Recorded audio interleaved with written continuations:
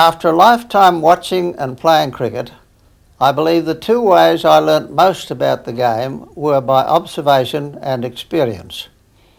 As a young boy living in the country, I had virtually no opportunities of seeing first-class players in action.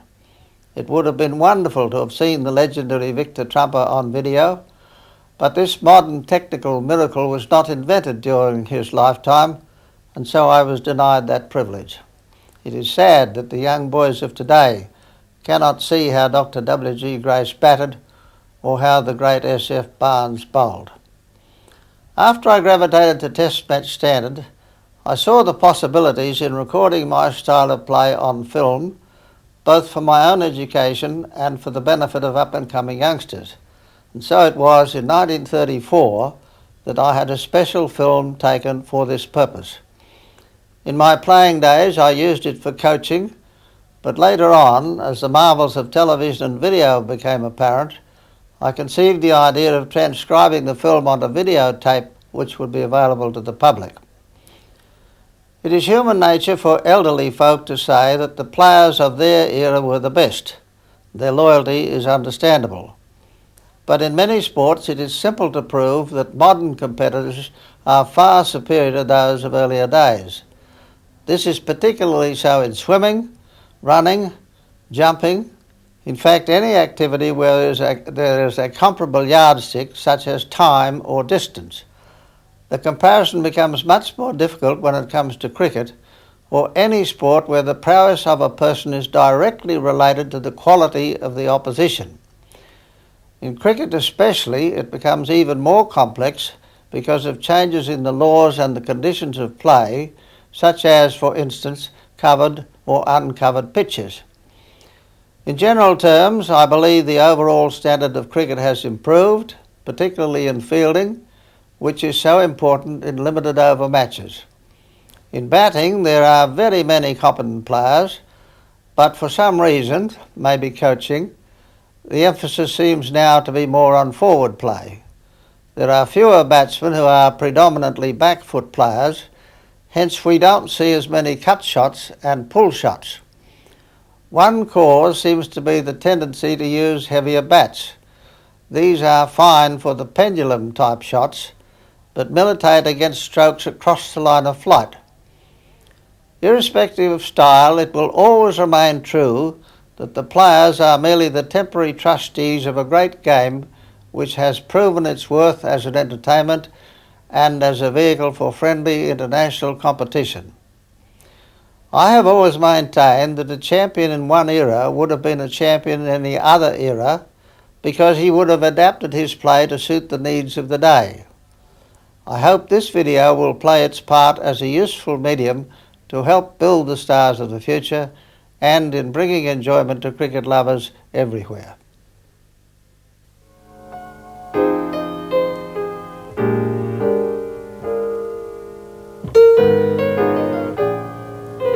The batting of Sir Donald Bradman dominated Australian and even international cricket from 1928 until his last Test match in 1948. His batting did not always satisfy the purists, some of whom claimed he was unorthodox and unsound.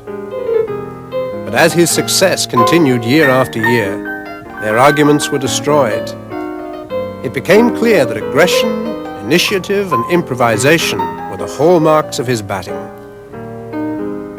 At the end of a first-class career starting in 1927 and ending in 1949, he had put together no less than 117 centuries from 338 innings at an average of just over 95. In Test matches, he made 6,996 runs at an average of 99.9, including 29 centuries. No other player in history has approached these figures.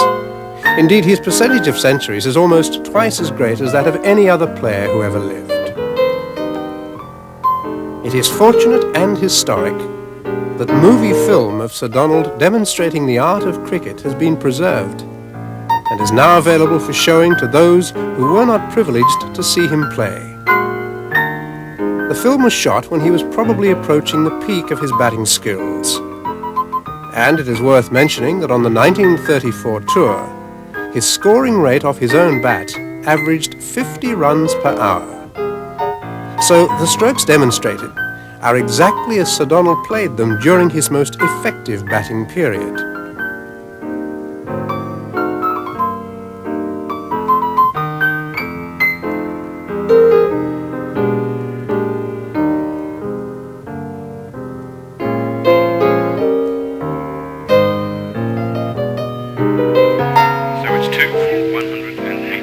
Bradman, 99 not out, Miller, 59. Kiss and Chandler Bradman. Outside the off stump, Bradman lets it pass. Kiss and Chandler again. Well up, Bradman drives to mid-on for a single. That's it, his 100th first-class century. At the end of the 1934 tour, he was stricken down with a serious illness which very nearly proved fatal. But thanks to the skill of his surgeon, this disaster was averted. We are proud to show this unique film, especially as it is Sir Donald in person commenting on the various aspects of cricket which he demonstrates. The film you are about to see was taken on a suburban cricket ground near London in 1934. I had written a small instructional book and wished to illustrate the various strokes. The best way to do this was to take a movie shot and then select from the film the particular windows which best portrayed the action. In each case you will see first of all the complete shot as it is played, and secondly the same stroke broken down into the important individual movements. Other players have been successful with stroke production slightly different from mine, and it is understandable that every individual has characteristic movements. I can merely say that the methods I employed proved successful over a period of more than 20 years, and therefore must have been built on solid foundations. The basis of all batting is a sound defence, both forward and back, according to the demands of each delivery. Let us take forward defence first, normally played to a ball pitched well up. You see, firstly the normal stance at the crease. The back lift starts before there is any noticeable foot movement. The front foot starts to go forward and across whilst the bat comes in towards the line of the stumps, front shoulder well forward. The bat has now reached the peak of its arc in this slide. Where the body will finish can already be judged by the coordinated movement. The bat is now level with the top of the stumps and already is in position to come through on a perfectly straight line alongside the front leg, shoulder and head forward and down. The weight is now fully transferred to the front foot. The left elbow is kept well up and forward, and the right hand is allowed to go slightly down the handle. The ball is just striking the bat, which has almost, but not quite, reached the level of the front leg. The bat will just miss the front toe. The ball is struck just prior to the bat reaching the perpendicular to make sure the ball is kept down. The hands and the handle are kept slightly ahead of the blade. Notice the relative positions of the front elbow, the rear shoulder, head, bat and hands. They are all virtually in the same line. Now to a back defensive shot, employed when the ball is pitched short of a length. Normal stance, left shoulder towards the bowler. This shows a preliminary movement as the bowler prepares to deliver the ball. The back foot is now going back and across, shoulder position still being held much as at the stance. As the back foot goes back and across, the toe can be seen turning slightly towards the front, and there has been a noticeable turning of the hips. The bat reaches about its highest point of the swing in this slide. As the weight is transferred to the back foot, the bat commences its downward path and starts to come in close to the rear leg. Here we see the coordination of bringing the left foot across to the right as the bat comes forward to meet the ball, which is now visible. Notice how the front shoulder has still been held fairly well forward despite the necessary body turn. The legs are rapidly coming together to close the gap just before the ball is struck. Front elbow held well forward to help keep the bat perpendicular. Contact position. Legs together, stumps hidden, bat perpendicular, head directly in line with the ball. The right hand has gone slightly down the handle for better control. The back cut was frequently employed in my day, but subsequently tended to go out of fashion as batsmen turned more and more to forward play. It is a graceful shot which can be used when the ball is short of a length and about 18 inches outside the off stump. We start with the normal stance. This shows the initial back lift as the right foot starts to move into position. The right foot is now going back and across as the bat is lifted towards the hitting position. The left shoulder is still held towards the bowler. The bat reaches its highest point as the weight is transferred to the right foot, which is well clear of the off stump and only about 12 inches from the bowling crease line. Despite the body movement, the eyes are held firmly on the ball. The shoulders and head have moved very little except laterally across to the off. The head is now visibly lower and gradually turning as the eyes follow the ball. The left toe is being used at a balancing medium as the batsman prepares to hit down on the ball. Note that the right toe is pointing just behind square as the right leg takes the full weight. The bat is coming down onto the ball just inside but almost parallel to the line of flight. The ball has been struck down onto the ground in the direction of the gully. It is most important that the weight shall be kept firmly on the right foot. Any attempt to transfer it too soon in order to make a run will tend to pull the striker away from the line of flight. The body must go with the ball until contact is made. The bat has hit the ground and bounced up, but the body position and balance are still held. A batsman may play the square cut off the back foot or the front foot according to the length of the ball. Let me demonstrate firstly the one off the back foot. We start with the normal stance as the bowler commences his run. The back lift has started before any foot or body movement takes place. The back lift goes higher as the rear foot starts to go across and back. At this stage, the front shoulder is held well towards the bowler, and from that position, any one of several shots could be played. The shot to be attempted is now obvious. Feet, bat and shoulder positions all clearly indicate preliminary movements necessary to play the square cut off the back foot. The right foot is now well over and across. The distance of the foot movement will of course depend on the width of the delivery. Note the bat going well back as the front shoulder moves into a hitting position. The bat is coming through for contact just slightly above the level of the ball so that it may be struck downwards.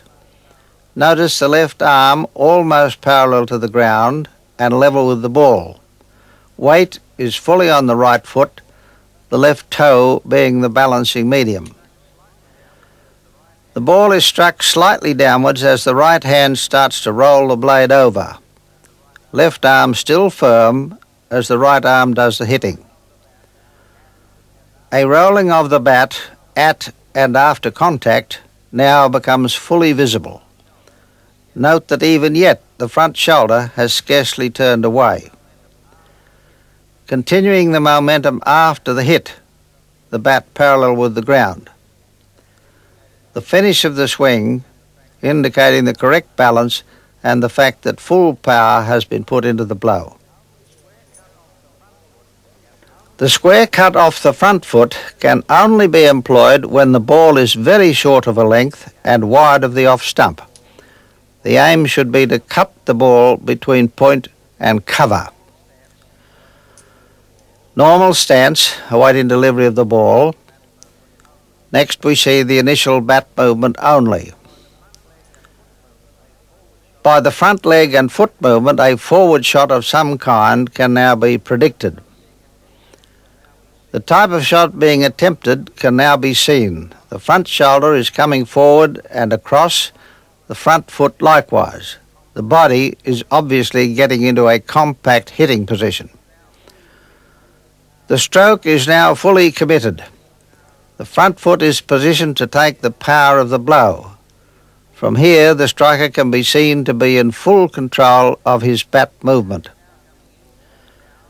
The bat is now coming in and down towards the line of flight of the ball, and the hit is being made against a firm left shoulder position. In this picture, the ball has not bounced very high, and therefore the bat is not parallel to the ground, the bottom of the blade being much closer to the ground than the handle. However, the ball is clearly struck right on the meat of the blade as the downward and turning movement occurs. This picture shows the body and bat position just after contact as the ball speeds away, clearly indicating how the full face of the bat has been used. The relaxed right toe position also shows how much the left side has taken the strain. This slide illustrates very clearly the rollover of the blade which occurs just after contact, showing a full follow-through. The shot must not be stabbed, but must be hit firmly with full power. 3 drives are to be demonstrated, the first of which is the cover drive, a prolific scoring shot to a ball pitched well up and wide of the off stump. It is aesthetically one of the loveliest strokes to watch and gives the striker great satisfaction when played correctly. Normal stance, awaiting delivery of the ball. The back lift is just commencing. The start of the forward movement of the front foot as the back lift continues. The front leg goes towards the line of flight whilst the front shoulder position is held as the bat is taken towards its apex. The bat is now at the top of its arc. The weight is about to be transferred to the front leg. The front shoulder position is ideal. From this position, it is obvious that a powerful blow can be struck. Everything is now coordinated. The shot is committed, and the body is being unwound into a full-blooded drive. The bat is now coming into the hitting position. The speed of movement is very fast at this point, but the batsman can feel that everything is going along smoothly. This is a good study of the position shortly after impact. The ball is struck just before the bat reaches the perpendicular, and the right hand and forearm put the power in the direction of the hit. This window illustrates very well how the wrists have played their full part with the shoulders and the body in producing power. An excellent study of the correct position which should be attained when the whole balance of the shot has been properly coordinated. The off drive is normally a safe and powerful shot, and especially useful when the bowler leaves a gap between himself and the normal mid-off fieldsman. Normal stance at the crease, commencement of the back lift, the initial forward leg movement as the back lift continues. The left leg goes forward in the direction of the shot as the back lift reaches about its highest point, front shoulder well forward. The weight is now being transferred as the bat starts its downward arc in the direction of the drive. The bat can be seen coming through on a perpendicular plane. The front elbow is kept fairly well up and the front toe is pointing practically towards mid-off. As the ball is struck, the position is very similar to that for a forward defensive stroke. The ball is clearly hitting the sweet spot on the blade, which has not quite reached the perpendicular, and so the ball will be kept on the ground. Notice how close to the front leg the blade is. An excellent view of the bat going straight through in the direction of the drive with the right forearm and shoulder behind it. A good demonstration of hitting through the shot against the firm front leg. Completion of the follow-through showing proper control and balance. The straight drive is very similar to the off drive, but its aim should be just wide of the stumps at the bowler's end. The stroke can be very frustrating to the bowler, who must run off the pitch after delivering the ball and so leave a gap between himself and the stumps. It becomes difficult for the bowler to reverse his momentum in an effort to field the ball. A normal stance at the wicket, the commencement of the back lift. The back lift is still flexible. Note especially that the rear foot is held in the crease and there is no overbalancing. This is important to prevent any chance of a stumping. The back leg glance, as its name implies, can be used when the ball is pitched short of a length in the direction of the striker's pads, but not short enough to play a pull shot. With good control of the bat, the ball may be glanced from just behind square leg round to fine leg, and the striker's aim will be influenced by the position of the fieldsman. Normal stance whilst awaiting delivery of the ball. This shows the back lift and the initial leg movement. The right leg must go back and across. The right hand goes down lower on the bat handle for better control, and the height of the back lift is restricted. Left elbow should be kept well forward.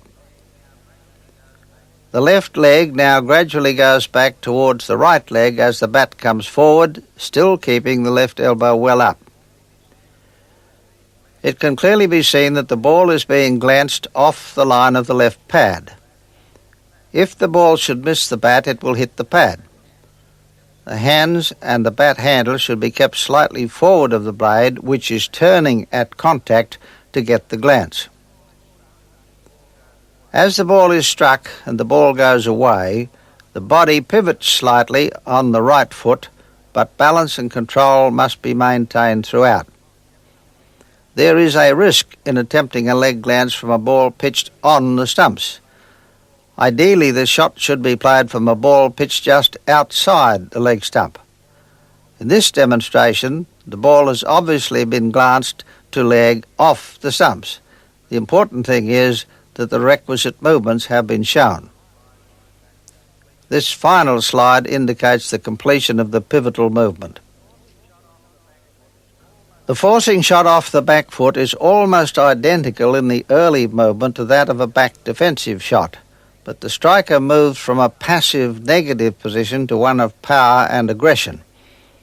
It is particularly effective when there is a gap between the bowler and mid-on, because very often there is no fieldsman in the deep covering the ball which gets past the infield. The shot demands perfect timing and powerful coordination of wrists and forearms. Normal stance. The back lift commences at first with the arms and bat only. The back lift continues with the movement of the back foot now noticeable, but the exact stroke still not discernible. The back lift is now fairly high, suggesting power is required, whilst obviously the shot is going to be played off the back foot, though at this point it could be one of several shots. It is now clear that the back foot has gone straight back, not across, and is taking the weight, because the front foot is just leaving the ground. The bat can be seen coming into the line of flight for a straight hit. The bat is coming down. At this point, the right leg takes great strain because the left foot is off the ground and bat speed must be generated very quickly without being able to use a wide arc. The wrists must be flexible and speed the bat into position. The bat is now perfectly straight but has not yet quite reached the perpendicular. The hit is being made just alongside the right leg with the left elbow well up. The left hip is being swung away and the front foot is still just off the ground as body weight is being transferred. A splendid view of making contact with the ball right on the exact sweet spot of the blade. The great need here is power, which can only be achieved by a combination of wrists, forearms, shoulders, hips and legs. It must be a sudden, convulsive forward thrust at exactly the right moment. A strong follow-through is essential as the body is swiveled round to a square-on position. The end of the follow-through, full balance and control being maintained. The hook shot is normally played to a ball pitched on or outside the leg stump, and which is so short that it is bouncing chest high or thereabouts. It is important to swing the body inside the line of flight as the ball is being struck, and great care must be taken to guard against hitting the ball into the hands of a fieldsman on the boundary behind square leg. Usually it is safer to play this aggressive stroke to the short-pitched ball than it is to play defensively, especially if there is a fieldsman close up at short leg. Normal stance at the crease. The back lift commences similar to that with all shots, and one can discern the body getting poised for action. The right foot goes back and across as the brain tries to assess the exact length and direction of the ball. The back lift is not very high, and the left shoulder is still well towards the bowler. Obviously, it is now going to be a hook shot. The whole body, leg and bat position indicate the type of shot being played. The body is being turned away quicker than usual, and the bat is being brought into action faster, as they must be for this stroke. The weight and turn are on the right toe, the left foot just holding body balance. Note how the body appears to have gone into position so early that there is time to watch and control the hook. The bat is coming across slightly under the ball because of the high bounce, and the head is already placed slightly on the offside of the line of flight. A full swing is made with a rolling movement.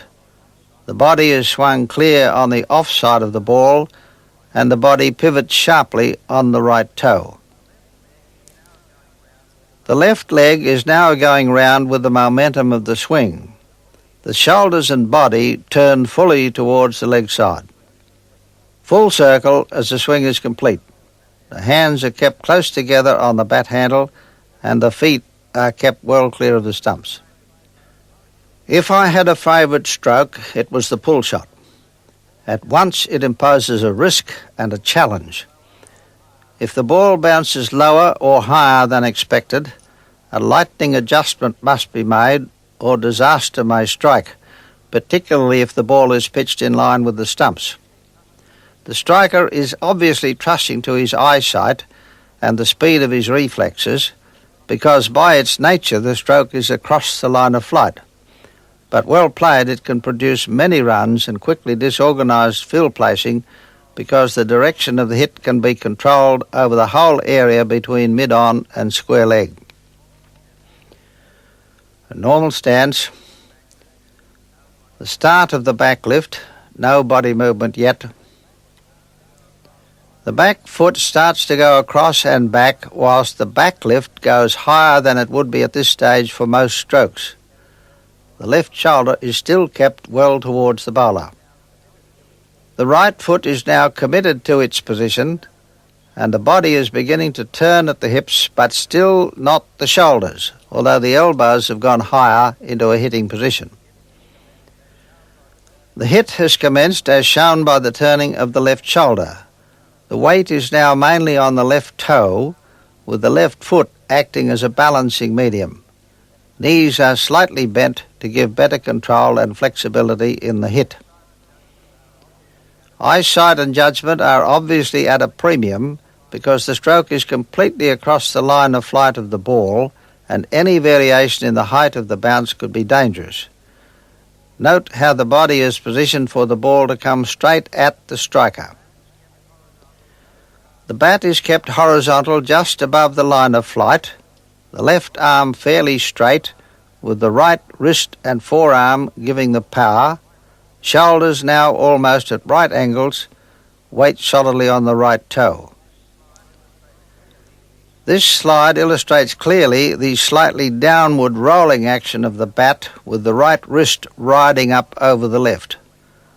The body is now swivelling away as the power of the hit has gone through the ball. The force of the blow is swinging the body round, using the right foot as a pivot. The final position brings the body to rest with the weight again on both feet, eyes following the direction of the ball. The momentum takes the body outside the off stump. Jumping out to drive is a play normally used only against slow bowlers because there is seldom time to use it against the faster ones. It can be particularly useful against the slow leg spinner to upset his control of length. The danger is being deceived by the flight of the ball and being stranded out of your crease. For this reason, it is imperative that the striker gets right to the pitch of the ball to cover any break that might be on it. If the striker senses he is in danger of being stumped, then being a yard out of one's crease is probably a lesser evil than being an inch out. The first movement is to advance the left leg forward and side on with the elbows held well in to control the back lift, the body being nicely balanced. The right leg is quickly brought up slightly to the rear of the left as the bat is still compactly held pending the moment to hit. The left shoulder and the body are kept very side on to the bowler. The right foot comes to the rear of the left and begins to take the weight of the forward momentum. The back lift starts to go higher with the right elbow tucked in very close to the body. The left leg now goes forward to a driving position, the left shoulder still forward and the bat coming into the hitting line, the same as it does with a drive from the crease. The body going rather lower indicates a lofted shot as the shoulder is going under, not on top of, the ball. The right toe takes the weight as the transfer to a hitting position is made, and the left shoulder is exceptionally well forward and down. The weight is being transferred onto the front foot, and the left shoulder is starting to go up to let the blade come under the ball. The head is kept well down with the eyes glued on the ball. The power in the shot is coming from the wrist and forearm.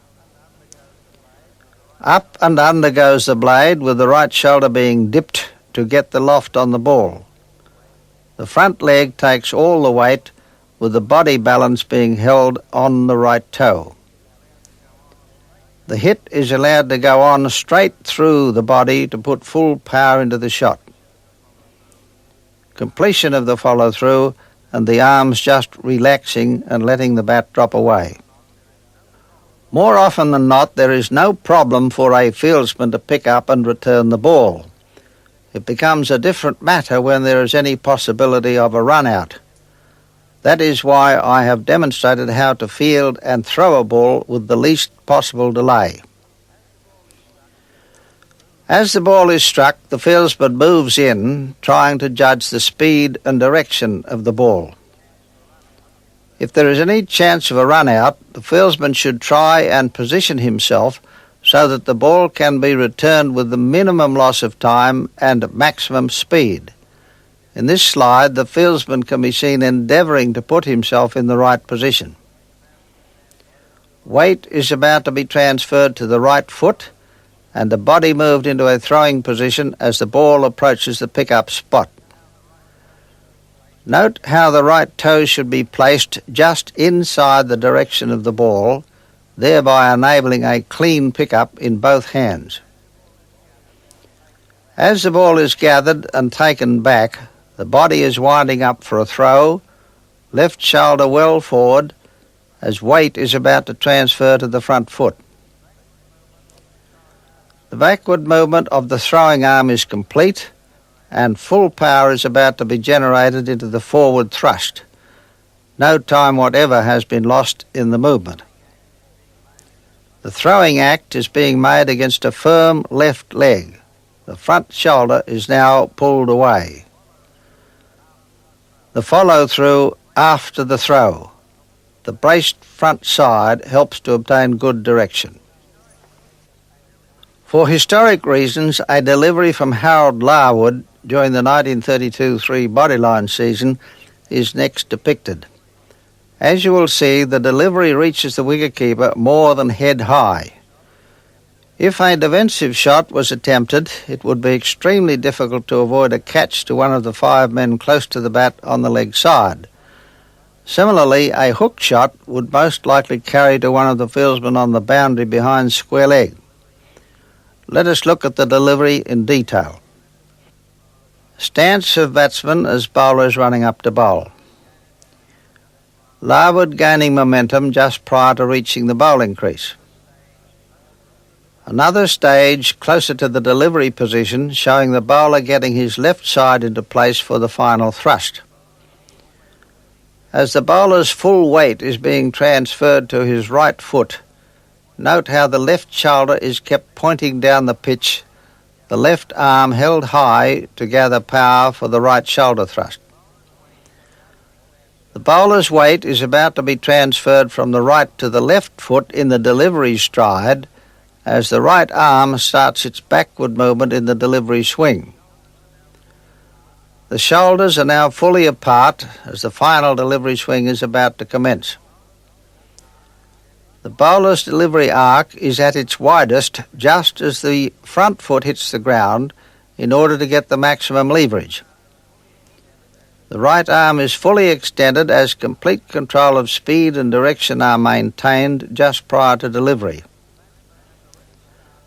The batsman has already started both the lift of the bat and a preliminary foot movement, although the ball is only just leaving the bowler's hand. This proves that the striker does not wait to see the ball in the air before making a move. It also proves that the backlift was not back towards the stumps in a straight line, but rather towards slips. The wicketkeeper is outside the off stump, but watch to see where he subsequently takes the ball. A splendid action picture showing the follow-through and balance of Larwood after delivery. Note how the bowler is running off the pitch after delivery, not down the pitch. Also that the batsman is moving to the off side, not the leg side, to avoid a bumper. The ball can be seen rising straight towards where the striker's head was at the original stance. By moving to the offside and allowing the ball to pass on the leg side, the striker has made sure there is no danger of being hit.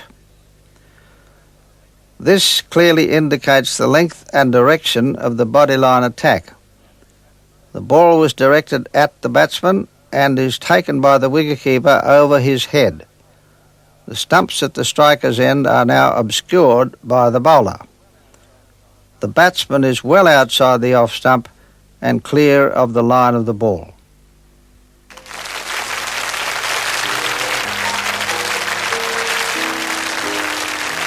At the end of the 1948 Australian cricket team's tour of England, Sir Donald officially retired from Test cricket. I think there comes a time in every man's life, irrespective of whether he may still be good enough to carry on or not, that he should make way for a younger man. I feel that in my own case, and I think I'm probably the best judge of the many little creaks and groans that go on in my joints throughout the day, especially when we're out in the field, and I'm quite sure I shall have no regrets at all in having to sit in the pavilion and watch the other fellows.